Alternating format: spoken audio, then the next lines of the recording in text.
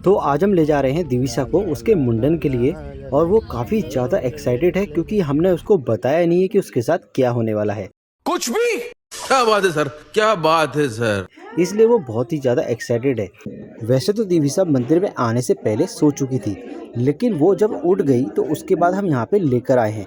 ज़्यादातर क्या होता है कि जब बच्चे उठ जाते हैं तो उसके बाद उनका मुंडन करवाना बहुत ही ज़्यादा मुश्किल हो जाता है। शुरुआत में ये दिविसा बहुत ही ज़्यादा रो रही थी, लेकिन जैसे ही हमने उसके मुंह में बिल्क लगाया वो तभी तुरंत सो गई और उसका मुंडन काफ़ी ज़्यादा अच्छे तरीके से हो सका। इस तरीके से अगर आप कभी मुंडन के लिए लेकर जाते हैं तो बच्चे को उस टाइम पे सुला दीजिए। इस तरीके से आपका जो मुंडन है वो आराम से हो सकेगा, बच्चे का हिलेगा नहीं और उसका मुंडन अच्छे से भी हो जाएगा और बच्चे को कहीं से चोट भी नहीं आएगी और वो सोते-सोते उसके बिल्कुल हेयर सारे साफ़ हो जाएंगे और नाई जो होता है करने वाला उसको भी ईज़ी लगेगा करने में।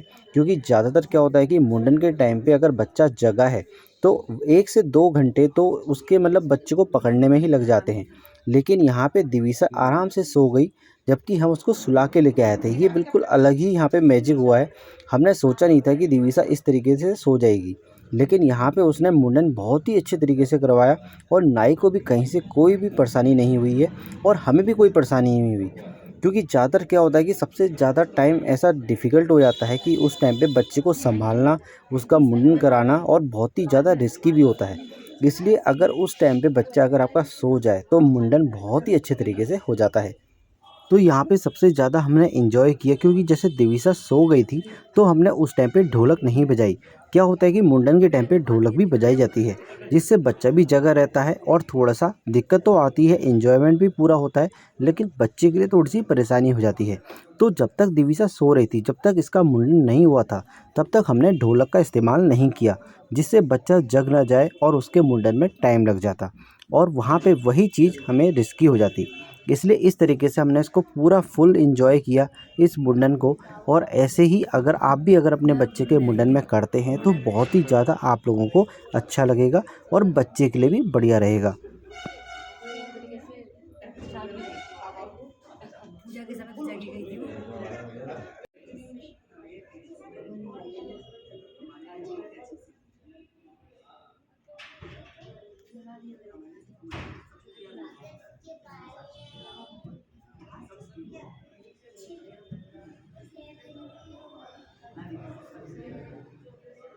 हाँ, पीछे की शिखा जो जुड़ी है पीछे की। जब उठेगी रहेगी, अरे मैं इसके बाद खींचूंगी पीछे।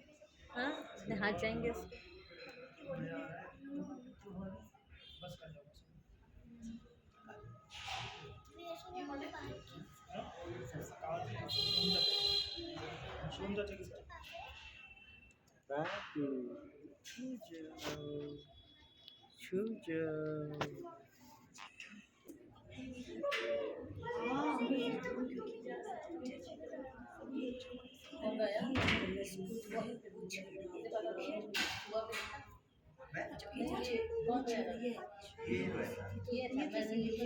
तो जैसे ही मुंडन पूरा हो गया उसी टाइम दिविसा भी जग गई और उसे कोई एहसास नहीं हुआ कि उसके संग क्या हुआ। उसका मुंडन हो चुका है, उसके सर पे बाल नहीं है, उसको कहीं तक बिल्कुल कोई भी एहसास नहीं हुआ और बहुत ही ज़्यादा खिलखिलाने लग गई और वो बहुत ही ज़्यादा खुश थी। इस तरीके से मुंडन भी उसका बहुत अच्छे तरीके से हो गया, उसका कोई रोना नहीं हुआ और उसको इस तरीके से हमने यहाँ पे कपड़े उसके चेंज भी करा दिया मंदिर में और बच्चा काफ़ी ज़्यादा हैप्पी भी रहा।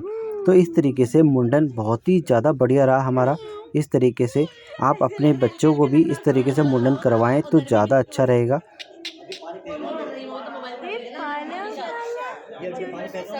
हाँ, ठीक है, ठीक है। बाहर ही आ जाती हूँ मैं सब्जी वाले। जैसे 12 साल के महीने की का। हाँ जी। किससे बनाऊँ? इसी से। ये थर्ड इसी से ना। सीधे बनाना। एक ही बनेगा, दो बनेंगे? वो लोटे में होता है। दोनों का 10 मिनट हो गए। हाँ, और जैसे कि दिविसा 6 मंथ की पूरी कंप्लीट हो चुकी थी तो घर जाके हमने इसका बर्थडे सेलिब्रेट किया। वहाँ पे हमने 6 मंथ का इसका केक कटिंग करी, जहाँ पे हमारा खूब अच्छी तरीके से एंजॉयमेंट हुआ और इस तरीके से हमने उसकी कुछ पिक्स ली हैं जो बहुत ही ज़्यादा प्रिटी आई हैं।